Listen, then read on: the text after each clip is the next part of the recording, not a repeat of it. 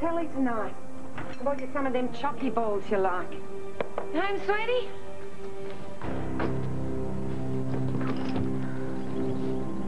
Oh, no, you don't, girl.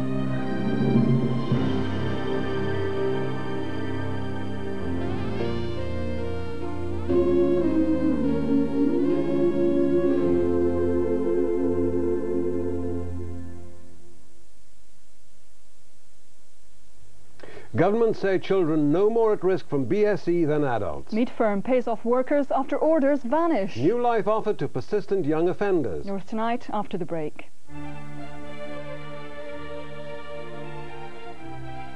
The wisest choice for quality windows, secure doors,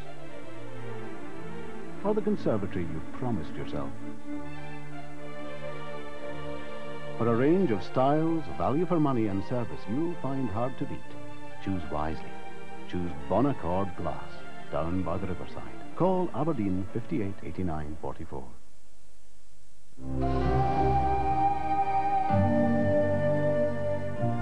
Lawrence of Camden and Fraserburgh give you their new Vauxhall range.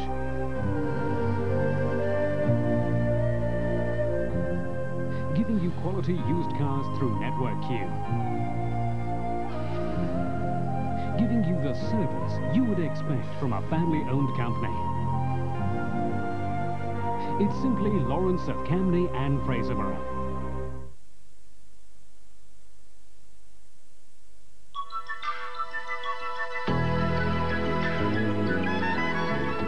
Good evening, you're watching Grampian Television. In half an hour we're talking telephone numbers. That's following the latest news, North Tonight.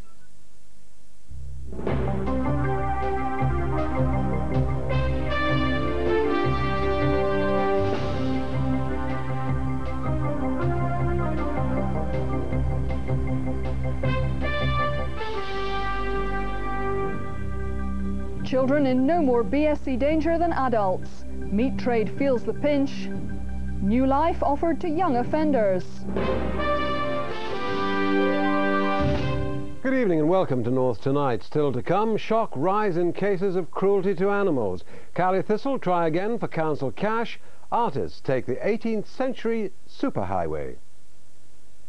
First tonight, beef is to be taken off the menus at schools in the Highlands, despite this afternoon's government statement that children are not in any more danger than adults from the human equivalent of BSE.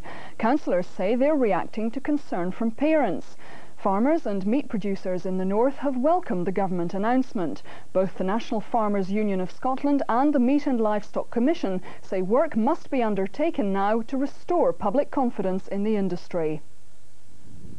It had been thought likely the government would order a cull of millions of cattle in a bid to restore public confidence. Such has been the undermining of the industry since last Wednesday's announcement. With prices falling and sales in a slump, farmers had been resigned to drastic measures. But their despair was lifted slightly by the government. No cull was announced, and Health Secretary Stephen Dorrell told the Commons children were at no more risk of CJD than adults. If human infection with the BSE agent occurs, infants and children are not likely to be more susceptible to that infection than are adults. The committee also considered the possibility of increased susceptibility among patients in hospital, pregnant women, and people who are taking immunosuppressive drugs. Once again, it concluded, and again I quote, if human infection with a BSE agent occurs, none of these groups is likely to have any increased susceptibility to infection. Mr. Dorrell also said there was no need for beef to be removed from the menu at schools, but councillors in the Highlands have become the first in Scotland to withdraw it. I don't think we were reassured today. I think there is a big question mark, and I feel that we're absolutely duty-bound to do the best. I don't see there's any harm in withdrawing beef for a few months, and when we reintroduce it we will have Scottish quality beef on the tables. The government announcement was seized upon by the meat industry as a starting point for the rebuilding of public confidence in beef. The science has always been clear in this, and even over the last week we've continued to lose sight of that science, and it's very important we come back to it and underline to people that it makes quite clear-cut statements, and from that we must bounce and begin to restore consumer confidence. Public confidence can only be restored if there is going to be some announcement that beef is perfectly safe, and that can only come about as a result of some action. And what I mean by action is it's very likely that some form of slaughter policy is likely to be put into place, but the decision for that is premature at this moment. Earlier, the SNP put forward a 4-point action plan which they claim would save the beef industry from the BSE crisis. They are pushing for other EU countries to accept beef which was part of quality assured schemes. They want BSE restrictions rigorously enforced, the destruction of all infected feed, and the selective slaughter of at-risk animals. We've got to reassure the customers in Europe, the customers at home. We've got a plan to do that. We've got to see an end to this corner cutting and cost cutting, this deregulation which caused this problem in the first place. But the European dimension can't be ignored. The importance of foreign markets crucial.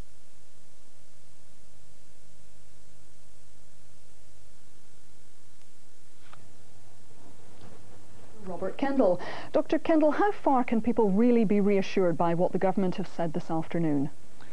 Well, fundamentally what the government has said this afternoon is no different from last week. The basic scientific facts haven't changed. All that has changed is that the government asked this committee of experts to specifically advise them about children.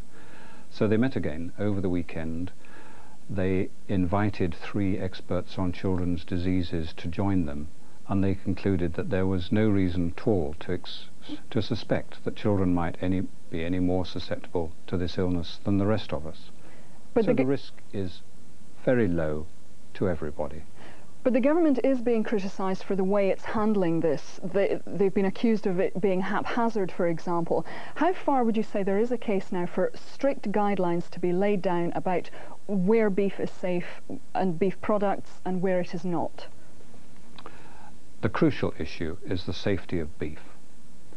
And the government has all along taken the advice of the scientists who are there to advise it, the people who know most about this strange illness. It's important to appreciate that the illness is an illness of brain, and there's never been any evidence that meat itself, red meat, is dangerous to anybody. What we have to do is to make sure that the meat products we eat in the form of pies and pasties and hamburgers don't get contaminated with brain or spinal cord. That may have been happening before 1989, when the ban on bovine offals was brought into place. And these 10 people who've now contracted this illness almost certainly did so before 1989. Since that time, the likelihood is that the beef that we have all been eating has been safe, but nobody can say that with total assurance. Sorry about the slight technical hitch in the middle of that hymn there. Well, the effects of the BSE scare are already being felt in all sectors of the Scotch beef industry. Workers at an Aberdeen meat factory have fallen victim to the slump in sales. Macintosh Donald today paid off nearly 80 slaughterhouse staff. And a number of cattle marts across the north have had to be cancelled. An air of desperation hung over the normally busy Monday cattle sale at Orkney Auction Mart. Up to 200 store cattle would be expected to pass through the auction ring at this time of year. Today there were just 25, and the price for the cattle that did sell was significantly down. There's no doubt there's a remarked difference. Probably prime today 10 to 15 pence a kilo down. And I would imagine, unless there were, good cattle to go to the grass for grazing for the summer, there wasn't the demand at all. Anything that was near or finished was struggled to sell. One local farmer, Arthur Cromarty, said he had to settle for selling one of his steers for no profit. Well, I chanced one prime steer in the prime ring here this morning and managed to sell it, 104 pence a kilo, which was about 16, 18 pence a kilo down on what I would have normally expected, so it's about £100 a head down. The Island Council plans to bring everyone connected with Orkney's farming industry together for a crisis meeting later this week. The beef industry is very crucial to Orkney. We are the major industry in the island. A vast amount of the community in Orkney depends on the farming community for a living. If the farming goes wrong, the island will be in a very serious situation. The crisis is beginning to bite elsewhere in the industry. Meat processors Macintosh Donald, who are based at Portlethen, south of Aberdeen, have laid off 78 employees until next week because of a lack of work. It's believed the firm, part of the Grampian Country Food Group, lost every single beef order on their books by the end of last week. No one from the Grampian Country Food Group was available for interview this afternoon. However, in a written statement, they described the layoffs as regrettable but necessary. It continued the underlying strength of the food group would see it through its present predicament. At Scott Brothers Butchers in Dundee this afternoon, business was still relatively steady. The long-established chain of butchers took out an advert in the local press in an effort to reassure customers. Well, I think our meat is as safe as is humanly possible. We start off buying our beef from farmers we know, and we are sure that they are BSE free. We buy the farmers who have BSE free farms, and in that way we are positive that our product is as safe as is humanly possible. George and Jean Perry have farmed here at Back Hill, west of Aberdeen, for the past 62 years.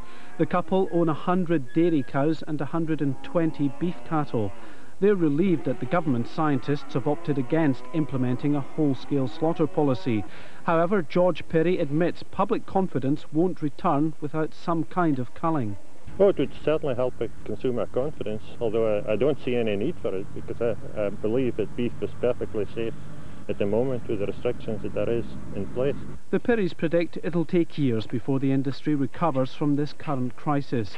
They believe many businesses will fold. For themselves, they say they've had a good, healthy farming life, but the future for their two sons who'll inherit the farm looks far from certain.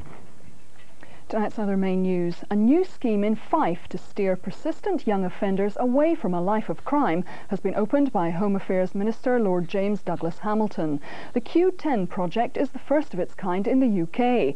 Lord James says it will be vital to give youngsters the hope of escaping from the treadmill of wrongdoing. Today is gonna be the day that they're gonna throw it back to you. By now you should have somehow realized what you gotta do. 15-year-old Frank is quite a talented musician, but it's because he's a persistent young offender that we can't show his face. Yeah, it's just mostly been with my school, like not going to school, just like breaking into cars, just been not doing a lot of things, it's just not attending school much, or just been trouble when I'm at school. Frank is at present one of 7 youngsters on a 26-week programme which will focus on their employment future and further education prospects. The Q10 project is run by the Apex organisation, which seeks to help offenders find work and stop them reoffending. It's the first time such a project has concentrated on the 14 to 16-year-old age group.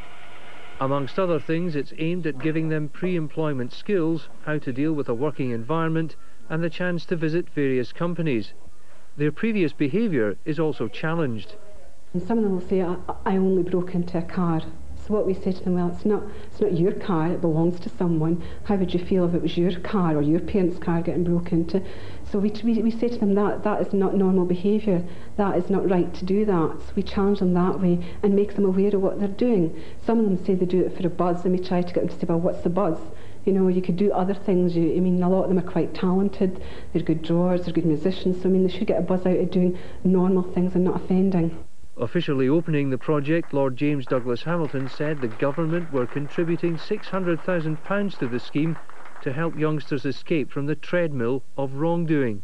What we are determined to do is to make sure that young people who get into trouble for whatever reason are given the best possible means to get a qualification or training and to get a job which will make them useful citizens.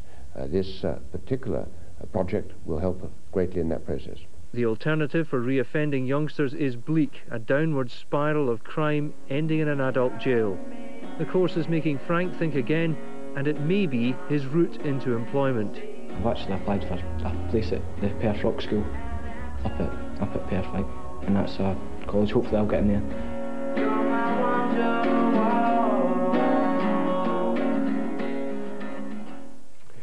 Dundee's Teaching Hospitals Trust is facing a £2.5 million shortfall for the coming year.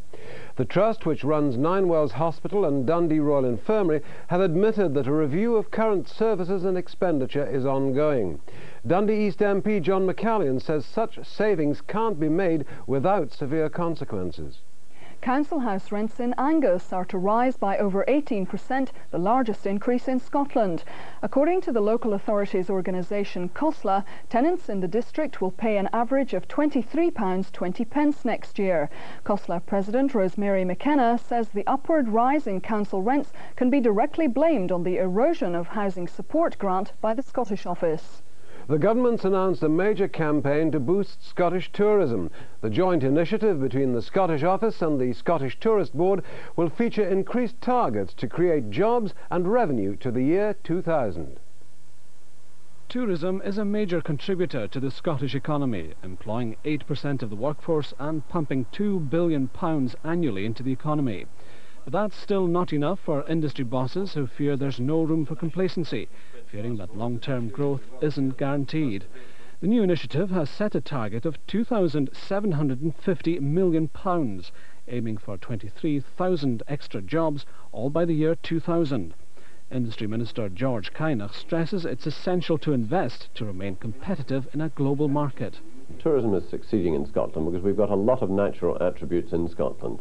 We've got the history and heritage of Scotland, we've got the environment, the landscape, we've got the sports facilities that are available in Scotland, the arts and the heritage. Put it all together, couple it with very high quality service from the hotel trade, the bed and breakfast trade, and indeed from visitor attractions. And I think we've got a product that when we market it properly, as we are doing, is something that is well worthy of seeing growth and is seeing growth. But the Scottish Office came under fire recently when the 14 all-new area tourist boards were announced. Cutbacks by the new unitary authorities has hit individual board budgets hard. It's feared some services will have to go. If we speak about the support for the Area Tourist Board network, the Area Tourist Boards are supported in three ways. They get approximately £9 million from local authorities. They attract a further approximately £9 million, which comes from private membership of the Area Tourist Boards, and they get £3.5 million that comes direct from the Scottish Tourist Board. Now that is the basis of the budget, and whilst you're right in identifying that there may be the odd specific area where there is talk at the present time of fairly dramatic reduction in budget in the local authority funding, there are equally other cases throughout the country where local authority funding has increased quite dramatically.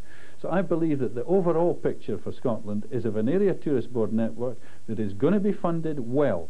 Scottish Labour's tourism spokesperson Helen Liddell has accused the government of hypocrisy over tourism. She says they're deluding people about their commitment to the industry. Ironically, the new area boards take over on April Fool's Day. Officials are gearing themselves up for what could be a less than comfortable transitional period. Cruelty to animals is on the increase in Scotland, despite welfare groups receiving more tip-offs than ever before. The Scottish Society for the Prevention of Cruelty to Animals says that last year a record number of animals had to be taken in after suffering horrific abuse and neglect. With a record 132,000 calls for help for animals logged by the SSPCA over the past 12 months, it would seem that we're still a nation of animal lovers. Until, that is, you look at the number of victims of cruelty and neglect, 16,000 last year, more than ever before. When you get a rise at any time, it is quite worrying to the society. I think really what has happened over the last few years, the public are more aware of animal welfare problems, and I think this is one of the reasons we are getting more cases reported to us. Following a tip-off, this Doberman was found in a house in Inverness, sick and starving. She weighed almost half her normal body weight and was so weak she couldn't even stand up. Her nervous system had been so badly damaged that she had to be destroyed. The owner was jailed for 60 days. This pony was rescued from a field at Alness Industrial Estate. Inspectors said the conditions were disgusting and the animal's skin and stomach were badly infected. The owner was fined and banned from keeping horses for 5 years. The woman who reported the neglect has now bought the pony. More cases of serious cruelty are coming to court, and fines totalling £18,000 have been imposed. But the Society says the punishments should be more severe, and anyone with a record of cruelty to animals should be banned from keeping them ever again. The government has announced a significant drop in funding for Scottish homes.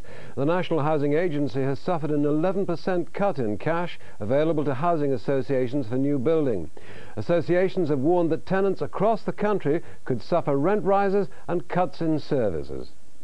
This is the first time in Scottish Home's 7-year history that its funding has been cut. In turn, Scottish Office Minister Raymond Robertson urged it to generate more cash from the private sector. Funding for housing associations has been reduced by 11% to £244 million. In Scotland, associations will begin work next year on 3,300 new homes, compared to 4,900 last year. Well, the existing programme that we have will continue to run. Those projects we have got legal commitments for will continue unabated without any difficulty. The rest of the programme is made up of new starts, will maybe be slightly delayed, and maybe some of the projects will be begun on site slightly later than previously anticipated. But in a year where resources are tight across the board, Scottish Homes has to contribute its bit and help save some money. But the Scottish Federation of Housing Associations has warned that tenants face rent rises and also cuts in services. They fear they will receive lower levels of subsidy from Scottish Homes. The government money that comes to us is, in fact, is primarily for pump priming the commencement of new houses on site. We bring in as much private finance into that process as possible in order to build as many houses as we can for the £1 million.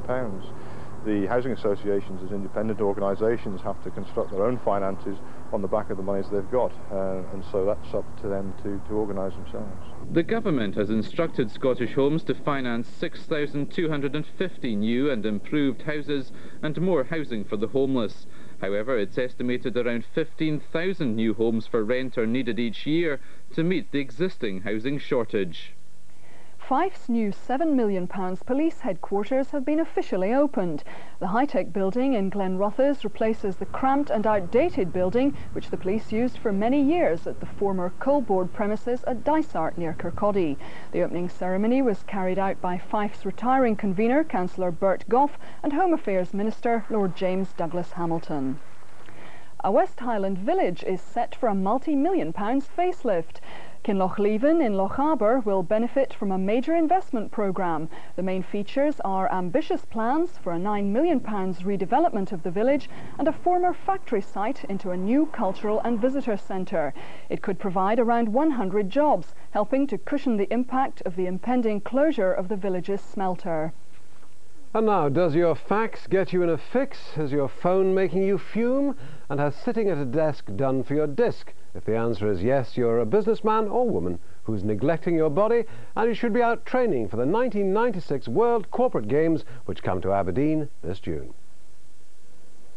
This is the first year that the Corporate Games will be coming to Scotland. Designed to create friendly competition between business organisations, the Games have attracted over 6,000 entrants from 300 companies throughout the UK and Ireland. This morning, Aberdeen's team, which is attempting the 10-kilometre event, met for a training session at Pittodrie Stadium. It's only the third year of operation. The first year was in Milton Keynes, the year after was Peterborough, and this is the first time it's going to come to Scotland. It's roughly anything between 5,000 and 8,000 participants, mainly attached to large corporate organisations, and the whole week is designed to have fun, a lot of competition as well. I don't think there's going to be prisoners taken at the end of the day. They're going to come up to Grampian, they're going to enjoy the hospitality of Grampian, they're going to meet the people, they're going to have a really good time, and hopefully if we do it well enough we may even get an opportunity of bidding for the year 2000, the World Corporate Games, so we'll get tens of thousands of people coming from all over the world. And what about the home team? Do they stand a chance? And what's more important, can they survive Dean Windus's training sessions? They're not doing bad. They did do bad this morning. They tried leaving me this morning, but there was no way. However, these being business games, no matter who wins on the track, Aberdeen will win at the box office with a whacking £1 million boost to the city's finances. Inverness councillors meet for the last time tonight to decide whether to pay out a £900,000 grant to Caledonian Thistle. At the end of last year, they voted to give cash to the football club towards the cost of its £5.2 million stadium, but not until the end of March. However, 2 weeks ago, the Highland Council voted to block the move, prompting Cally Thistle to threaten legal action. This evening, district councillors will debate if the money should be handed over immediately. Football, and Aberdeen goalkeeper Theo Snelders may have played his last game for the club. It's reported the Dutch international is about to sign for Rangers in a £250,000 deal. The 33-year-old, who has spent 8 seasons at Piterbury, will provide cover for regular keeper Andy Gorham, who's out injured. And now the latest news headlines. Beef is to be taken off the menus at schools in the Highlands, despite this afternoon's government statement that children are not in any more danger than adults from the human equivalent of BSE. Councillors say they're reacting to concern from parents. And the effects of the BSE scare are already being felt in all sectors of the Scotch beef industry. Workers at a Kincardine meat factory have fallen victim to slump in sales. Macintosh Donald today paid off nearly 80 slaughterhouse staff, and a number of cattle marts across the north have had to be cancelled. Finally, 2 artists have found a novel way to update the famous 18th century journey through Scotland made by diarists Boswell and Johnson. The girls, who left Aberdeen earlier today, are using the internet to record their experiences day by day in the most modern of diaries. Nina Pope and Karen Guthrie have brought a high-tech touch to the legendary journey Boswell and Johnson made through Scotland to the Western Isles. The girls, based in London and Edinburgh, work in the unusual world of electronic art and have exhibited together for the last 6 years. With their knowledge of the computer internet, they hit on the idea of recreating the Boswell and Johnson diary, but with instant access for anyone who wants to read about their travels. We've decided to retrace this route, making our own version of their travelogue, using the internet daily, so that it becomes a globally accessible site which people can log on to every day and actually look at what we've done and the pieces of work we've made in response to the experience. The girls are afforded the luxury of a car and will travel along the established route, meeting the community and using a network of computer-linked cafes to transmit their information. All they need to carry is a laptop computer to link up with the global internet system. The girls are being supported by the Arts Council and believe Boswell and Johnson would approve of the updated diary. I think they'd probably been quite happy with it, because there's plenty of information about where we've gone to, and there's plenty of anecdotes, which there's a lot of lively informal chat going on in their journal, and hopefully we've sort of reflected that a bit in ours. The tour will stretch for 4 weeks while the girls take the road to the Isles on the real information superhighway. And that's it from us this evening. Good night, Ohiva. Good night.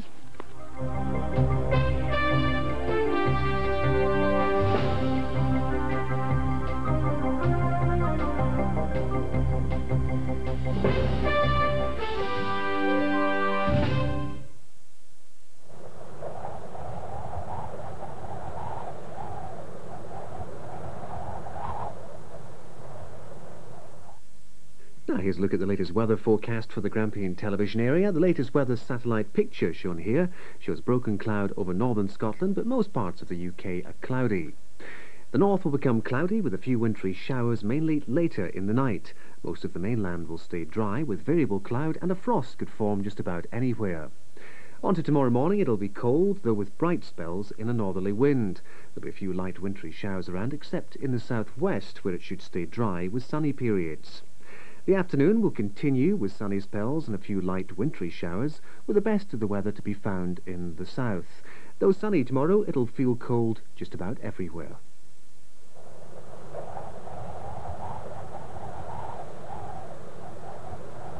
In association with the Daily Record and Sunday Mail.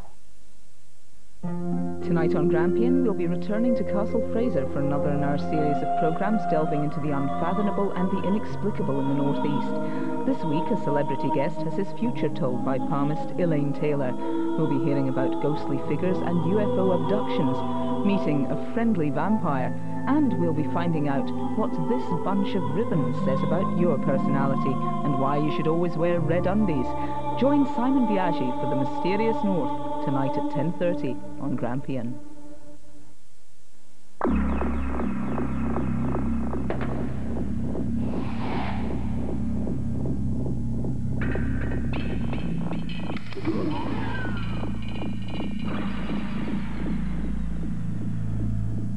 Most leading engineers are very secretive about what inspires them to build a better car in the future.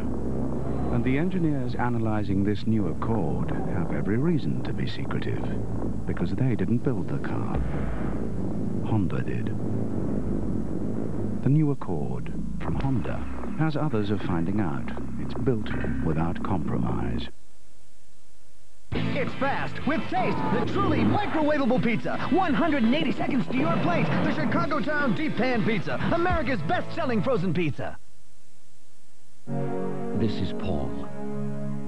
He's exploring Da Vinci's inventions using a PC with an Intel Pentium processor inside.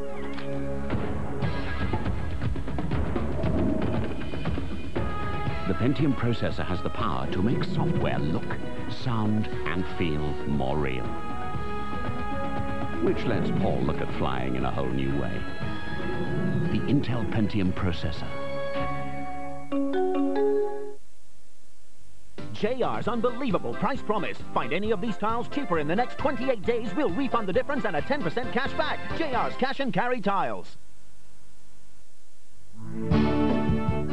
Well, the next edition of Top Club features teams from Angus and from Speyside. Montrose Old Kirk against Rothes FC Social Club. That's Top Club 96, another of our first round ties here on Grampian Television, Wednesday at 7 o'clock. We do hope you can join us.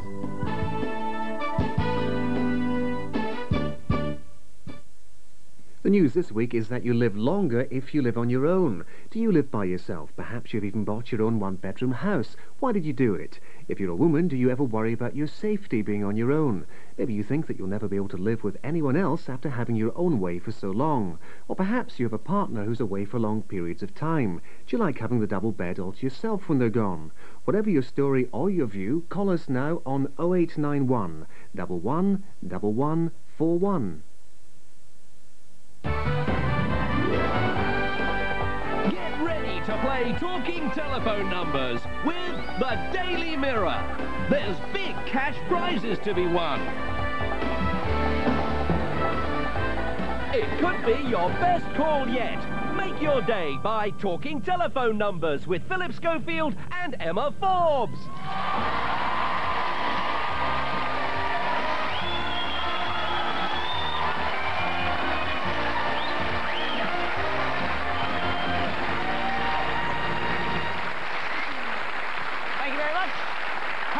Welcome to Talking Telephone Numbers. Well, it's the Oscars tonight, and some of the nominees have got more to lose than others. If Babe wins Best Movie tonight, it's a follow-up role.